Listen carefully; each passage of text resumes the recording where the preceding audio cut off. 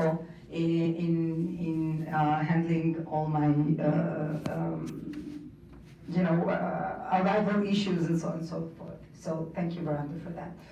So, okay, what I want to do today is to try and take an overview of what's going on in Israel today in terms of the feminist legal fight that we've been waging there for decades, and it's interesting to, so there's the trend in Israel is somewhat confusing, as you will see, because on the one hand, you'll see that we are very progressive as a state and as a society, as a legal system, in respect to caring about women's equality.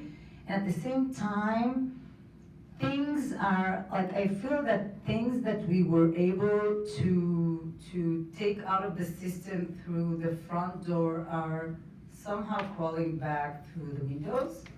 So we're trying to, I'll try and convey this like a little bit confusing message about these trends that happen in simultaneously. Okay, so a little bit about the milestones of women's rights in Israel.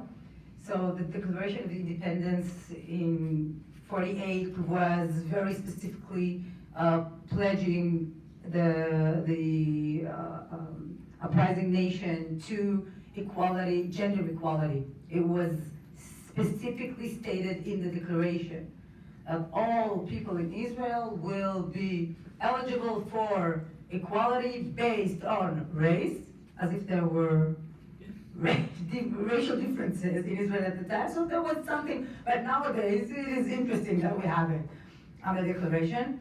I tell you why I'm saying this, because when they say race, religion, and gender, I'm like, so we don't have race issues.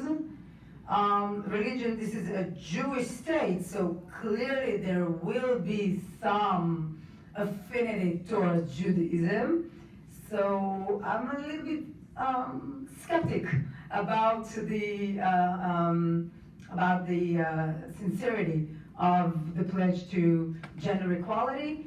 But again, as a legal scholar, I have to say that it is good that we have it there.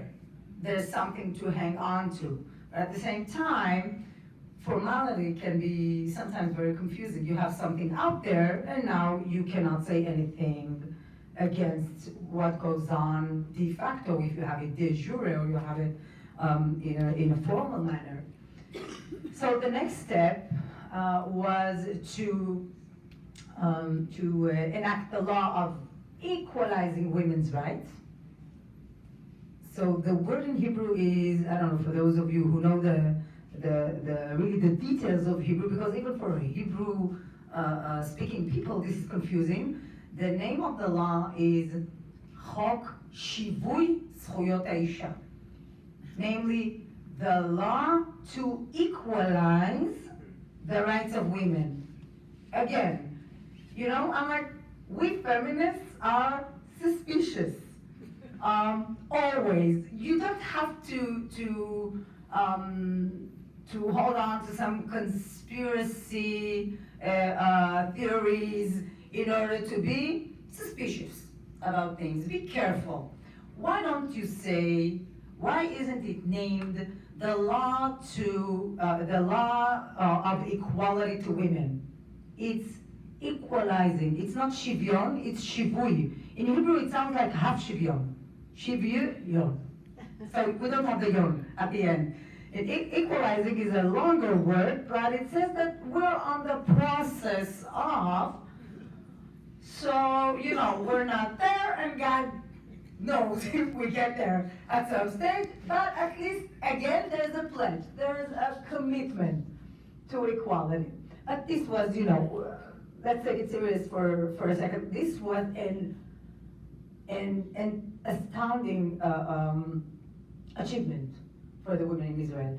And that was the first and the last time in Israel when we had a women's party at the Knesset, at Parliament, the first and the last time. And I always ask my students, you know, because they live growing on the myth of the chalutzot and the chalutzim and the kibbutzim, and you know, and how women and men were in solidarity, working together through a social, like a socialist environment in which it was clear that there's no relevance to gender differences. And I tell them, you know, had this been the case, would women still feel that they need their own party? So if there was equality to all, and they felt that they were equal to men, why would they want to separate themselves from men and distinct themselves as needing their own political power? That's an interesting question there. And what we know is that that when they came over, by the way, with proposing a bill that was named Equality to Women, and the government immediately took over the bill, and once the government gets involved, then the government is in power to decide which bill will be presented for enactment. So the government brought their own law, which was, you know, halfway baked. So you have equality, but whenever it is necessary, of course, the differences will be relevant to justifying different treatment to men and women, and of course, the excluding the idea of, or the notion, the right to equality when it comes to family law, which is written, you know, in black letter law, that this religious Jewish, ancient religious Jewish law that applies to all Jews in Israel is actually goes against the notion of equality, but it applies nevertheless in Israel.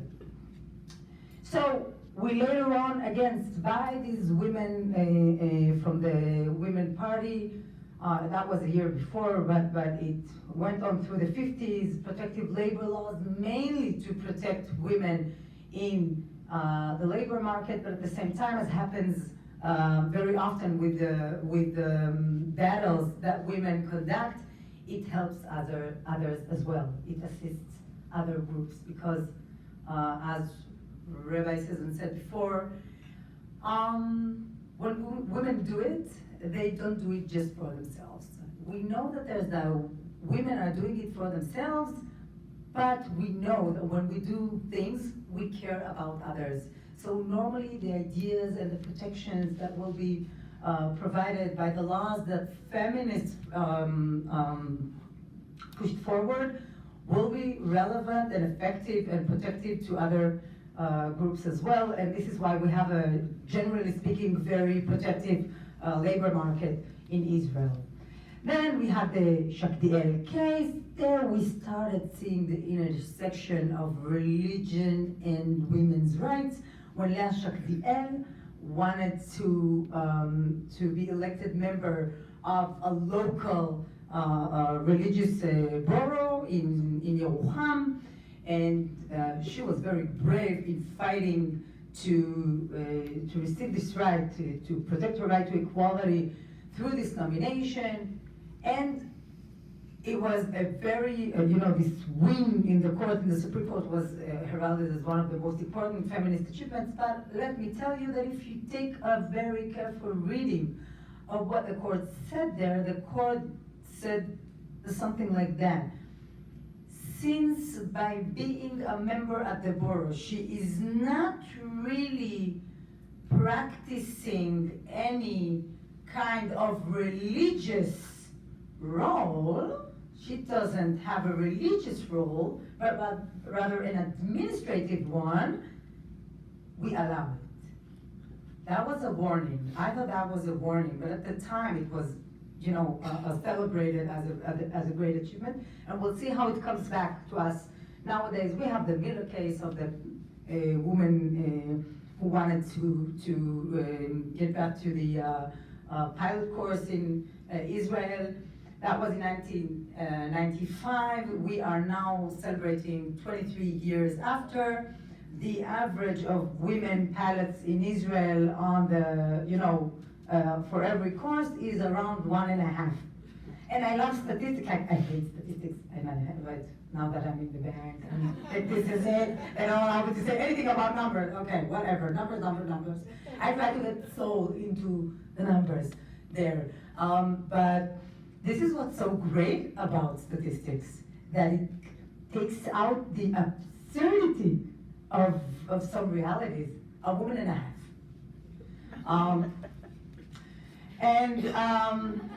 We have affirmative action approved by the Supreme Court for women. Again, a very important decision that was taken for women in Israel, something that is very controversial here in the US, affirmative action as part of the right to equality. And again, here what I love about it is that the court was actually paving the path to other groups to utilize that entitlement for their own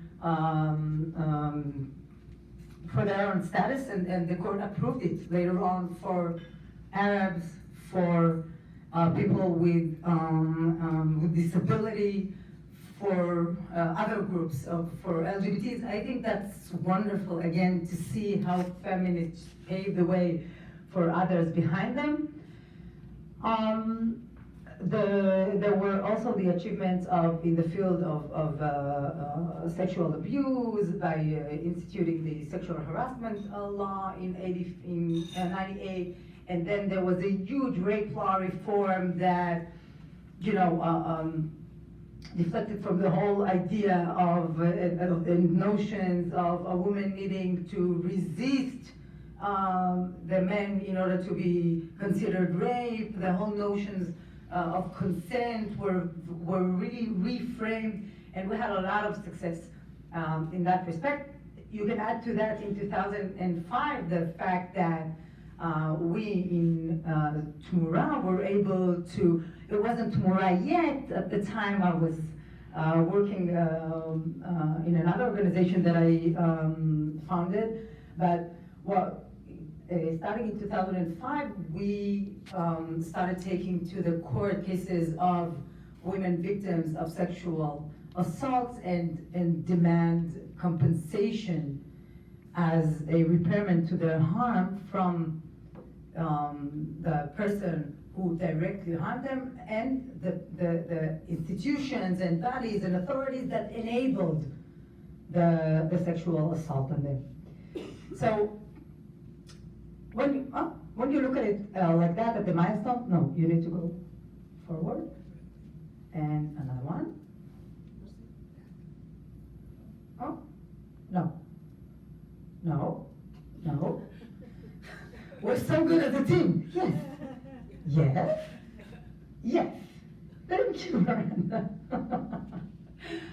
Okay, so now that we have, wonderful. And now that we've seen the milestones, I think I was able to show you that there's a progression. Like you can see how feminist struggles have been successful along these many years, decades of fighting for equality. And what I'm interested in presenting to you is the main challenges that still remain today as relevant to the feminist struggles. This is, like, I thought of it as an overview for women who are interested in feminist development, in Israel, but maybe you could also think of it as a means for you at Hadassah to consider the relevant action channels for you in your support or in deciding where to put your efforts in supporting these struggles in Israel. So we have The first one is expanding the fight to include other women. So I had Elaine here asking me, what's up with the women in Israel in the periphery? So where are they headed with their position? So I have to say that the feminist struggle in Israel has become more and more inclusive. This I can definitely say. Itach Ma'aki are definitely one of the organizations to have done this. I was on the board of directors in Itach, one of the founding board, one of the members of the founding board. And you know, when I joined them initially, when I joined them, we started to shape the mission of Itach. It was very clear that we need to think of it as a different feminist organization, unlike, for example, the Shdulat HaNashim, the Women's Lobby, that I love dearly today, and I was also on their board. Of course, everyone's like, come join us on the board. So I jumped on board. So at the time, it was very obvious that we need an organization that would be much more inclusive in the way it looks at women that come from Israel's periphery, the wilderness, Arab women, Ethiopian women, and so on and so forth. Eventually, the reason, for example, that I decided to resign from Itach was to go and establish an organization that would be in and of itself, not just inclusive of other women, but will be the other women's representatives, if I may call it like this. So our idea was, for example, in Tmura, to found a feminist Mizrahi organization. Clearly, we are representing women from all of Israel's groups and communities, but there is a very clear affinity to women coming from the periphery of Israel, both from the sociological and geographical periphery of Israel. So this is something that still needs to expand even more and beyond what we see now. I've seen that you have made a decision about Itach Ma'aki, so I congratulate you for that. And I've just learned about giving the prize to the Bernice Tenenbaum prize to Michal, who's wonderful, and with whom I've worked in the women's lobby. And I think that's, so what Michal has done there was that she resurrected the organization by bringing in the notion that we have to be there for the other women as well. So they have their, they work very closely with Haredi women today. Shdulat HaNashim, they work with Arab women, and I think that's a great choice. Michal is wonderful, and I'm really happy for her. Mainstreamizing traditionally gender-neutral arenas. Let me tell you this way, I don't want to burden you with the legal details, but I'll put it the way Julia's put it so beautifully. The fact that in the National Bank, the organizing committee that cherishes every spot on the board, there are only 5 people from the whole nation on the board, and they decided to approach me and ask me, as the flaming feminist that I am, to join the board. It says everything about mainstreamizing feminism.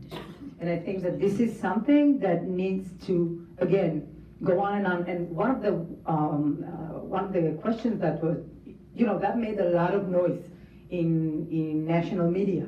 The fact that I've been nominated to the bank's board. And one of the questions was, just the way you put it, like, what is your expertise in this field? Like, clearly you have a lot of knowledge about Israeli society, about its legal structure. You care a lot about disparities in society of all kinds, social, general, national. But how is that related to the Bank of Israel? And I was like, by the end of posing the question, they already had the answer. So all I had to do was to just smile. Mamzeriyut, how do you say, like, oxygen? I know exactly where this was going to. So this is mainstreamizing things, and we know that has started, by the way, with budget decisions in Israel. So they all have to be now monitored from a gender perspective. So one of the first things that I did when I came to the bank was, maybe that's a great example to the next challenge, illuminating gender-winning arenas. Listen, true, this is the Bank of Israel, and it's the financial system, and the monetary system, and it's always so male dominant, right? All we imagine is like this group of men deciding our economic fate. But to tell the truth, when you look at the first line of management in Israel, you have women all across the board. You have the chief banker, like Hanegida, who's a woman, Dr. Karnit Flug. You have her vice Nagida, who's also a woman. Really almost all of the management in the bank, in the head roles, are women. They have a dominance of, I love it when they have dominance, 6 to 5. Amazing, unbelievable. In the sense of the way we look at banking. But at the same time, so when I got there, they said, there were many jokes around the table the first time I attended. And one of them was, oh, Yifat, so you don't have work to do here because there are so many women, so as a feminist you can rest. Like, what other trait of your critical traits is going to be relevant around the table? And I said, well, this is one table that we're sitting around. I would like to go and see what goes on in all the tables in the bank. Who sits around all the tables? I am not being, blinded by the fooled, by the thrilling sight of women, of dominance of women 6 to 5 around the table in one place alone. We need to look at the bank all across the board, in all the levels of employment, and to see what goes on there. And it was within 1 week that the CEO called me and he said, well, now that you mention it, now that we look at it that way, maybe there's something to it. And I'm like, it's fine, relax.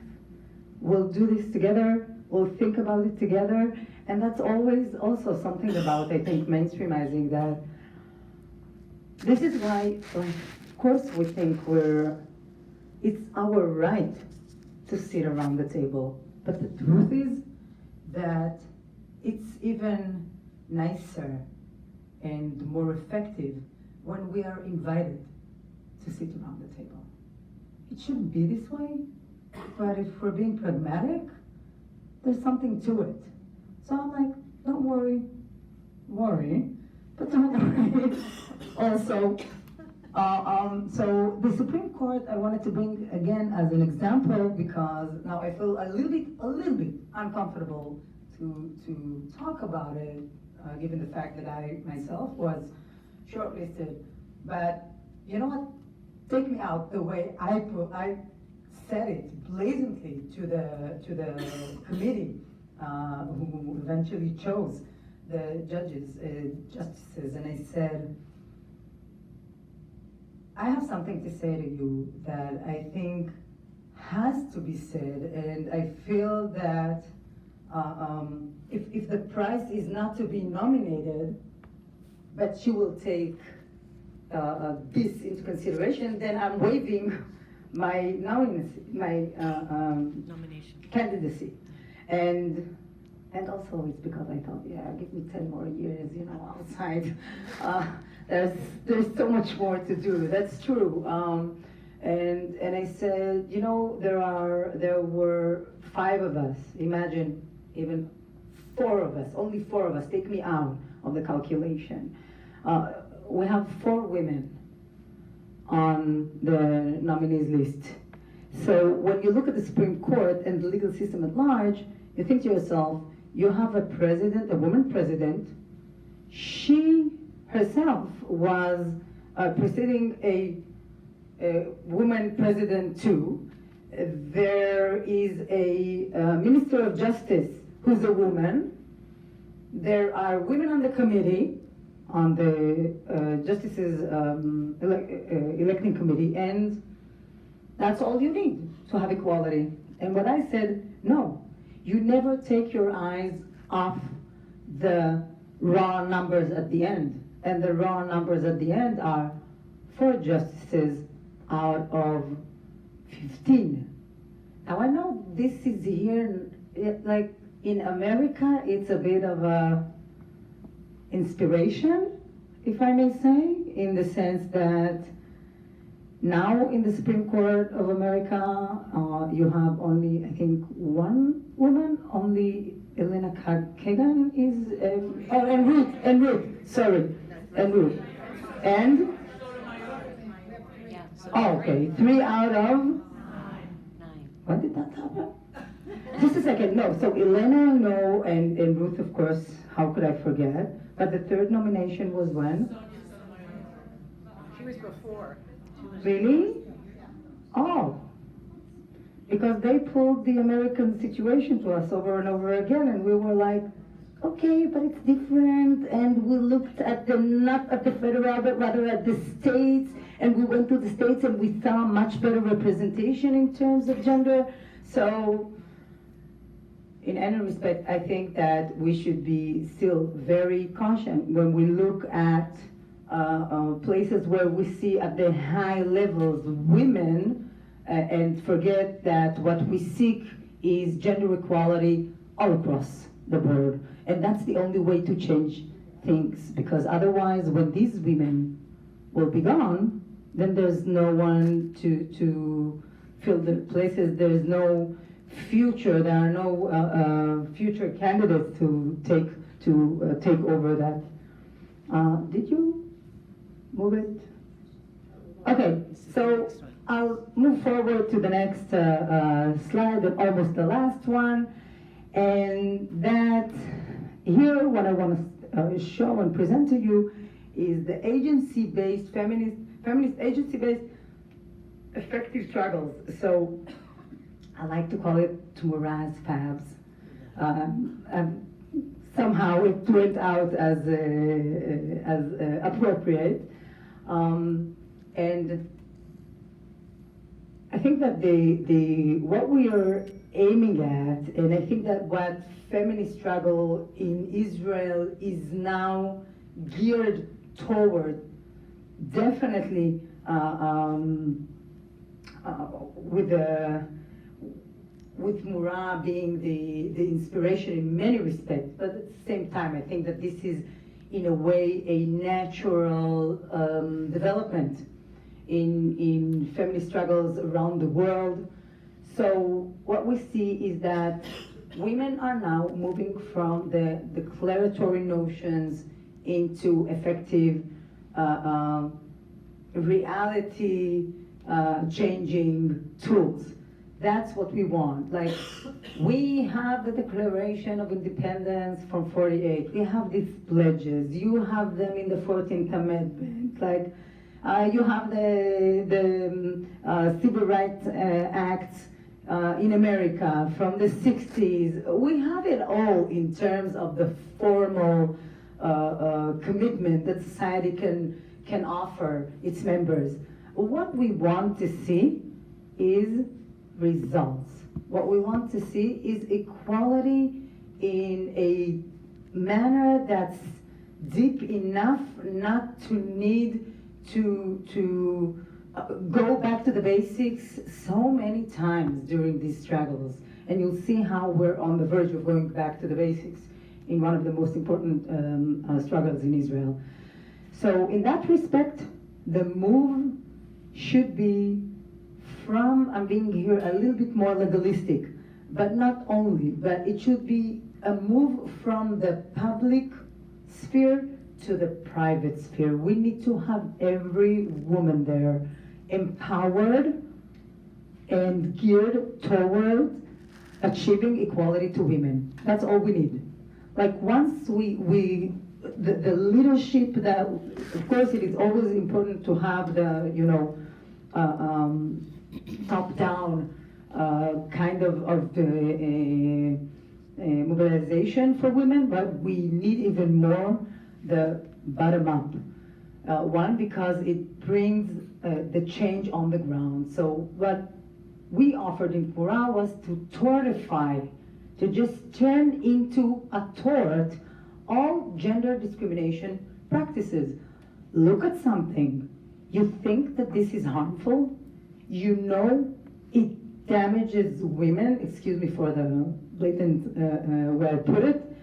You think that women endure pain, suffering, monetary harms, and so on and so forth because of that practice? Tortify it. Tortify it, use tort law to fight against it. Reconceptualize it as a tort. All the tort says is if you wrong someone and you cause a damage to that person, and that was made by an action that is unacceptable, irreasonable, then you are eligible for compensation. So this is why we think that tortifying the discrimination practices is very useful, and the Hadassah women had its own hands on turning economic violence in Israel into a tort. So today women go to court and sue their abusive partners, the banks, the social, the welfare system that didn't assist them, and so on and so forth, for the economic violence that they have endured. Recently, we've been working on developing another tort of legal violence, which is something that I think this is distinctively a Jewish thing for us in Israel. Like I say tortify everything, so many others say, I don't know, like let's, it's not legalize, it's legalize is not a good word, but let's take everything to court. She annoys us, we will sue her. She will poke her over and over again, and she won't be able to get free forever. So, first of all, no one can compel us to give the get, but even if we granted the get, we can keep bugging her endlessly with claims brought to the court for whatever she does. So what we did was to just block it by stating that this is a new type of violence against women. This is something that we're developing recently, and I believe that very soon we already have one decision by a family court stating that a husband who had tried to murder his ex-wife and was unsuccessful in doing so, he was endlessly suing her. She was just his, the target of all of his frustration, went through suing her endlessly. And in one of the decisions that the court gave in another case that we've been handling with this ex-couple, the court said that he's been violating her right to not be legally, to not endure legal violence by him, which were the exact words that we have put in our motion to dismissed. So this is starting. This change is starting. Another thing is to make a toolbox accessible to all. As I told you, I want all women to know that once their right has been abridged, the promise to protect them has been broken, they can go to court themselves. They don't need to. Invest the means, the money, the time needed to go to a lawyer, but rather to take it to the court. So we've been training women on using the small claims instance in the legal system in Israel, whereby it's not only that you don't need to come there with a lawyer, but rather you are not allowed to sue using a lawyer. It's like it's not really, but allegedly a sort of community court. Not really, it's a real court. It's a real court. But you go to this court without a lawyer, and many women who have endured gender segregation have been using this tool. And the last idea that we have in mind concerning the torifying of the whole thing is to increase the price tag. So going to small claim court, it is effective in the sense that you have a voice there in the legal system, and we go in masses, so each woman can go and sue for her wrong, but at the same time the price tags there are very low. And even within traditional tort claims, the price tags are not very high when it comes to intangible harms, okay? So we are trying to increase the price tag by encouraging other organizations and lawyers to bring to the court class actions. And in that respect, what? I missed something. Okay, whatever, we'll leave it here. So in that respect, I want to give you an example of one of the most worrying, I think, trends in Israel today. How am I doing in terms of the time? I need to wrap up. Yes. Am I not? Yes. Yes. I can tell you how long she's been talking. So put that one, and I'll just show you the last. Don't look at the first part. Thank you so much.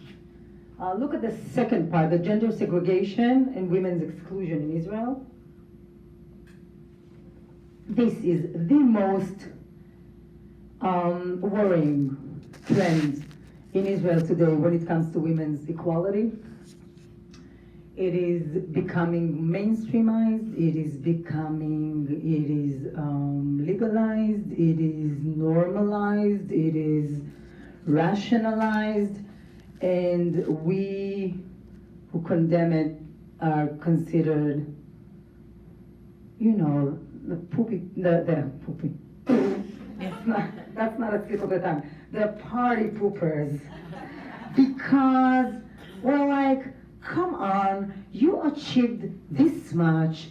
It is like, what are you dealing with? Whatever. So someone asked an officer of the army to sit in a separate space during a convention to soldiers who were taking course ktinim, like the officers' course. This is where you're receiving the biggest trust that Israeli society gives in you, and all they were asked was to move to the side of the hallway. And also, I can tell you I teach at Hebrew University as well, and they have their prom, okay, when they graduate, and some religious women asked to have a mechitza, like to have a wall or something that would a partition, exactly, a partition between them and the other people in the faculty, in order to allow them to have fun and to be joyous in dancing without doing it next to men. What is the problem? What is the problem? This is women's empowerment. They want to celebrate too. This is sophisticated. This is complicated. This is something that we have to immediately stand against full forcefully, because I'm telling you, this is spreading, becoming prevalent in ways you can't imagine. Women are being excluded in so many ways. From the public space. So it's not just in the Shemesh, but in the Shemesh, for example, they have separate paved ways. They are not allowed to use the same sidewalks. There are signs in the streets of many cities in Israel where it says, please move quickly if you are a woman, because there is a yeshiva here, a bet knesset here. These are not stories, like, urban stories. This is the reality today in many places in Israel. Now, as long as it happens in Haredi cities like Bet Shemesh, showing, it's not even that. I'm telling you that you go to the army, and the army has started implementing chastity regulations that project obsession over women's body. So women are not allowed to wear white shirts anymore in the army. Women are now, the trick is, for example, to apply to all, and then it's not just against women. So, for example, in the army, no human contact is allowed anymore. Now, this goes against the grain of Israelism, right? Like, what are they talking about? So the main concern is, and cases there are reports of a female soldier who hugged her fellow female soldier, and both were punished for doing so. Hugged, friendly. One of them was crying. I don't know exactly what happened there, and they were both punished for not abiding by the rules of no physical contact. For examples, and there are advertisements, for example, many of them in Israel, you would just not see women in them. So you just need to have, this extra look, because what is the problem? We have the IKEA catalog. Have you seen it recently? Okay, we have an IKEA catalog. We all get it straight to our homes, right? So we'll look at the pages and, the beautiful, relatively speaking, houses with all the designs, and the beautiful family sits in and enjoys the fabulous furniture or whatever. And then at some stage you realize, like, where's mommy? You're like, mommy's in the kitchen. Okay, let's turn the pages to the kitchen section. Maybe we'll see her there. No, she's not even there. She's nowhere to be found, like her daughter. So at some stage, people started lashing back, saying something about, okay, so we realized that IKEA, it was a special catalog that they sent to what was perceived as more religious areas in Israel. So in Herzliya, I got the regular catalog, and my friend who lives in